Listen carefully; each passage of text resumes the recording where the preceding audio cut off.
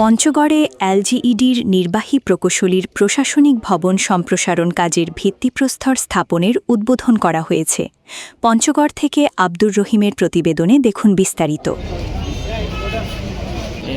বুধবার ৫ আগস্ট দুপুরের পর পঞ্চগড় এলজিইডির নির্বাহী প্রকৌশলীর প্রশাসনিক ভবন সম্প্রসারণ কাজের ভিত্তিপ্রস্তর স্থাপন আনুষ্ঠানিকভাবে উদ্বোধন করেন পঞ্চগড় ২ আসনের সংসদ সদস্য ও পানি সম্পদ প্রতিমন্ত্রী ফরহাদ হোসেন আজাদ।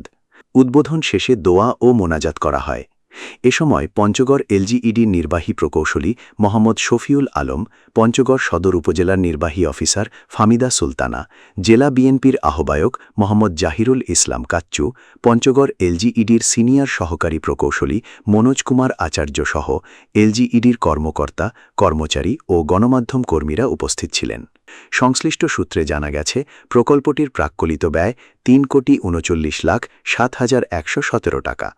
এ সময় পানি সম্পদ প্রতিমন্ত্রী ফরহাদ হোসেন আজাদ বলেন, ৬ তলা ভবনের ৩ তলার জন্য ৩,৩৯,০০,০০০ টাকা যে আমাদের বাজেট আসছে, সেই বাজেটের ভিত্তিতে এইখানে এই ভবনটি নির্মাণ হবে, যার মধ্য দিয়ে আমাদের এই এলজিইডির যতগুলো জেলা পর্যায়ে, উপজেলা পর্যায়ে কর্মকর্তা কর্মচারী আছেন, সেক্ষেত্রে তাদের কাজের জন্য সহায়ক পরিবেশ তৈরি হবে এবং আমাদের সেই সহায়ক পরিবেশ তৈরি হলেই সেই কর্মকর্তারা কিন্তু মন ভরে, প্রাণ ভরে, তাদের যোগ্যতা দিয়ে, মেধা দিয়ে, সততা দিয়ে তারা সেইভাবে আমাদের ৫টি উপজেলা, ৩টি পৌরসভায় তারা সেইভাবে তাদের মনোনিবেশ সেখানে নির্ধারণ করবে, প্রয়োগ করবে এবং যার মধ্য দিয়ে আমরা পঞ্চগড়কে আমাদের মাননীয় প্রধানমন্ত্রী, আমাদের প্রিয় নেতা তারেক রহমান যে নির্বাচনী ইশতেহারে যে উন্নয়নের কথা বলেছেন, সেই